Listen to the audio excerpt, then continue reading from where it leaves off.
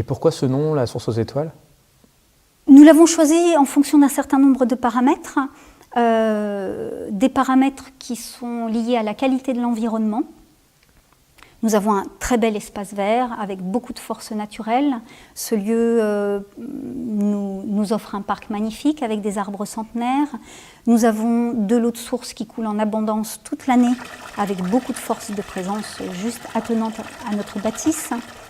Cette maison qui est en pierre a de grande qualité en termes d'ancrage et d'enracinement, donc une grande force pour enraciner notre travail.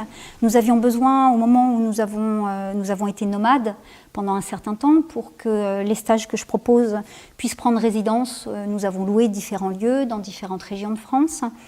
Et à un moment donné, donc, être nomade est devenu trop fatigant et voilà, on avait décidé que dans notre évolution, avoir un lieu fondateur est devenu une nécessité.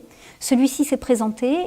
Le facteur de notre choix a porté sur les qualités de l'environnement. Nous sommes au pied du Vercors avec la force minérale qui est là, présente. La source aux étoiles est aussi très facilement accessible, ce qui est aussi un facteur de choix. Donc nous ne sommes pas complètement reculés en pleine montagne, mais ça présente aussi la possibilité d'être aussi pas trop reculés des activités humaines et de permettre donc aux gens de venir fréquenter nos activités facilement. Et pourquoi tu l'as appelée la source aux étoiles? Alors la source aux étoiles, ça m'est venu comme ça, il fallait trouver un nom. Donc nous sommes une équipe de 5 personnes à faire fonctionner ce lieu. Mes collègues, j'en parlerai plus tard, donc nous menons ensemble un travail de recherche. Et donc voilà, on s'est dit il faut trouver un nom pour le lieu, on va réfléchir chacun dans son coin. Et en fait le nom du lieu m'est venu tout seul. Je dis souvent que je ne suis pas aussi sûre que nous ayons choisi le lieu que le lieu nous ait choisi lui-même. En ce sens que j'ai pas eu de grands ressentis quand nous l'avons visité la première fois sur place, mais quand nous sommes repartis, en fait très très vite, en fait, c'est comme si le lieu m'avait rattrapé en disant « Eh oh, ce lieu il est super, il est pour vous ». Voilà. La source aux étoiles, d'une part, c'est parce que nous avons une source, donc ça tombait sous le sens. Ça coule de source. Ça coule de source. Que aller à la source, c'est aller à l'essence de la vie, c'est un terme qu'on emploie souvent et qui est souvent employé pour les gens qui ont une recherche spirituelle. Retrouver sa source, je pense que c'est une de mes motivations principales. J'ai toujours été intéressée par le vivant, toujours été émerveillée par comment ça fonctionne, comment ça marche un arbre, voilà, la source de ça. Toujours aller plus loin dans l'expérience et la compréhension, évidemment, aussi de comment fonctionne le vivant. Et puis, la source aux étoiles, c'est parce que, quelque part, dans mon évolution personnelle, j'ai été amenée à contacter une dimension que j'appelle la dimension de l'être, que beaucoup de gens appellent la dimension de l'être, que je qualifie d'atmique.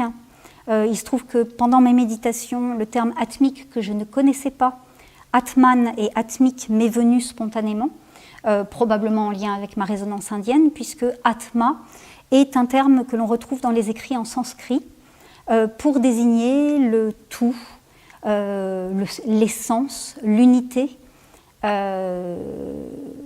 peut-être l'origine du vivant, je ne sais pas. Et donc l'Atman, notre dimension atmique, c'est notre dimension d'être et c'est notre dimension solaire. Donc le soleil est une étoile, nous sommes des étoiles quelque part, d'autres disent que nous sommes des poussières d'étoiles, donc que l'on s'intéresse sous une forme spirituelle ou sous une forme matière aux molécules, aux atomes, la notion d'étoile est déjà là et elle est toujours là.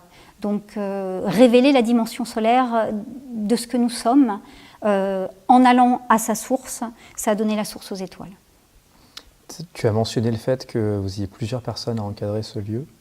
Est-ce que tu veux en dire un mot peut-être? Bien sûr, je serais ravie de parler de mes collègues et amis. Donc nous sommes 5 à faire fonctionner ce lieu autour d'un travail de recherche dont je suis le moteur, mais pas simplement l'acteur.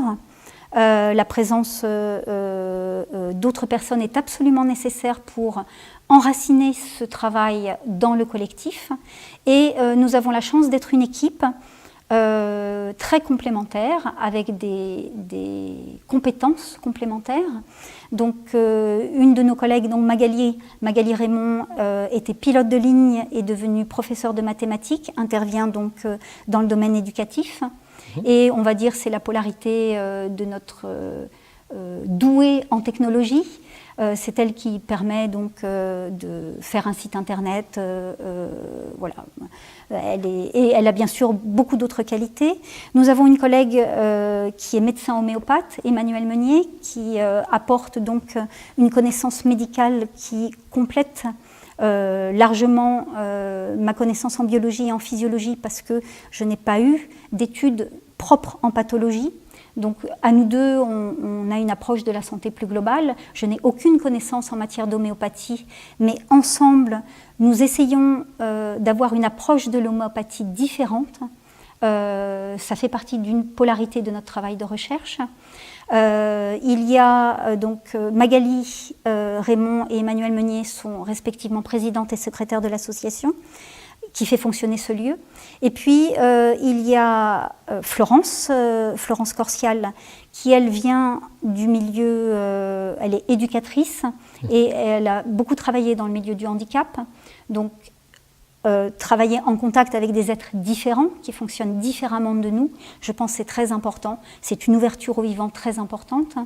Et puis nous avons donc Véronique Piguet, qui était responsable d'un jardin passerelle, qui a travaillé dans la toute petite enfance, qui maintenant travaille en lycée dans sa transition professionnelle. Mais voilà, donc ça nous permet d'avoir, donc c'est une équipe de femmes. Nous avons bien sûr dans l'association beaucoup de bénévoles qui nous donnent un coup de main et qui apportent comme toi donc des idées, des compétences, des bonnes volontés et beaucoup de cœur. Ça, c'est très précieux. Merci.